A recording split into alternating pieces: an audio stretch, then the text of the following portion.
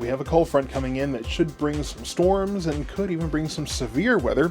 So we'll talk about that and my abnormally formal outfit right after this.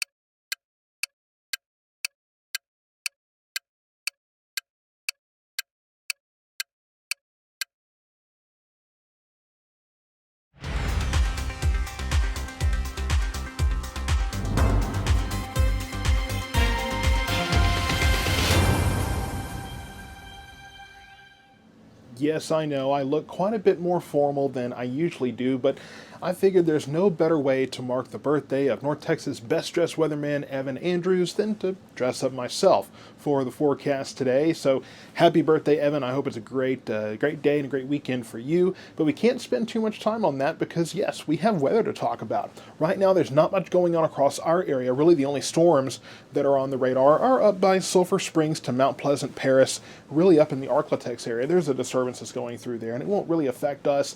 I had storms in the forecast, but it does look like those are going to stay to our east, so not much impact for our area.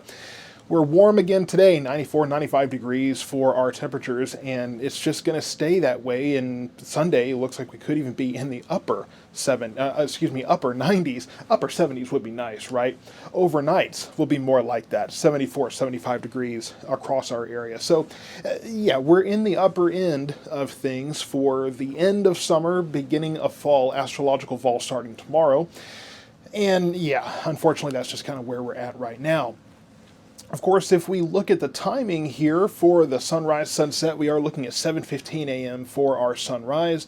Sunset will be at 7:24, and the normal high right around 88 degrees still. So yeah, 88 degrees, it's still fairly warm. We're getting into the latter half of September, and we will see that drop off even more. But yeah, I say it all the time. September is usually warmer than we want it to be. We seem to have this attitude that as soon as September starts, it should instantly be fall. Well, the stores may handle it that way, but unfortunately, Texas weather does not. So we do still have the drought conditions across our area. And yes, I know there's a lot of discussion about the fact that the burn bans in several places have ended. But it's just the kind of situation where, yeah, the guys that make those decisions may think that we're okay with that and that the rain that we got was sufficient. But this is the map we got yesterday, and that had the last couple of weeks of somewhat increased rain that we've had. And while we've been thankful for that, it hasn't been enough. It just has not been enough for us to get out of the extreme drought conditions. The exceptional drought did sink southward. That goes from about San Saba over to Gatesville, Waco, down to Marlin there. So it has receded a little bit, but we are still looking at extreme drought in our area, and it's very dry and just not quite safe enough to get through those burn ban conditions. It's just too dry out there. We have gusty winds this week as well. I'd say breezy winds. So whether or not you have a burn ban, be careful out there with those flames.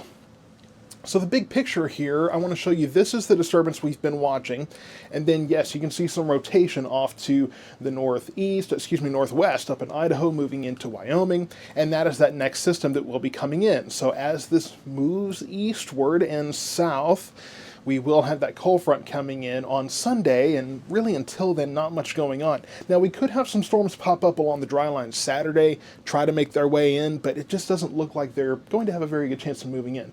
I can't rule out rain for Saturday, just doesn't look likely. So we do have this chance of severe weather on Sunday, and this has actually increased over the last day or two.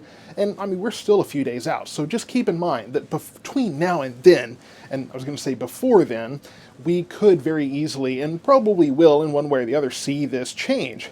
We could see a moderate risk in here somehow, or enhanced rather, or this could be moved up south, north, south, east, west, somewhere. As we get closer, we will refine that. Right now, it looks like this will move in the late afternoon, evening hours, which, yes, does give time for storms to blow up in the daytime heating period. Blow up, become severe, blow through, and it looks like we're mostly, again, looking at hail and wind risk here. Not really thinking much in terms of tornadoes. However, we will need to keep an eye on that. If it looks more afternoon hours and we start to see the more individual storms popping up, then we could have a different conversation. If it starts to come in maybe later, we could see weaker storms. If it comes in earlier, we could see weaker storms. So as we get closer, as we refine the timing on this, the forecast, as I've mentioned, is variable. So we'll have to keep an eye on that. So here's what I've got. 94 degrees for today, 95 degrees for Saturday. Yes, I do have that low chance, that pretty much outside chance of a storm coming in from the west on Saturday. Sunday is our big day. That's when we have a 50% chance of showers and thunderstorms. Again, that could go up as we get better intel on what that's going to do. Cold front comes through. We still warm up on Sunday because the front should not come through until after daytime heating. So compressional heating will help us get into the upper 90s. Not what you wanted to hear. That's just the way it is. But yes, behind the front, Monday looks nice, 87, 88, 89. And then yes, we're getting closer to the low 90s, but drier air will be in place, at least for a little while. Now on Monday, I want to talk about the fact that this front could kind of stall out somewhere in north or central Texas. There's some debate going on whether that's going to happen. Again, we're still a few days out, so we have time to kind of refine this and figure this out. But these breezy southerly winds we have coming in, it's going to be a battle between that northwest flow and those southerly winds of whether or not we are going to see the front go all the way through or whether that will stall out and maybe lift northward. We'll have to wait and see. So keep an eye on South Metro weather, be following so that we can bring you those updates. And yes, Sunday we will be monitoring those storms, bringing live coverage as necessary, and I'm sure Evan will be too, even though it'll be his birthday weekend. So again, happy birthday, Evan. I'm sure you might have some dressing tips for this. I know you can kind of see the dress shirt here and you're not supposed to, and that's a whole other thing. This was a spur-of-the-moment idea, but I want to make sure to honor a friend and a mentor, and yeah, maybe give you a chance to see me looking like those guys up in Dallas, right? Nice and dressed up. So stay tuned to South Metro weather. We've got a couple of days of storms to watch over the next few days, and hopefully this front, maybe we'll get in here a little earlier, cool Sunday down a bit. So I'll have more updates on that coming in the next few days.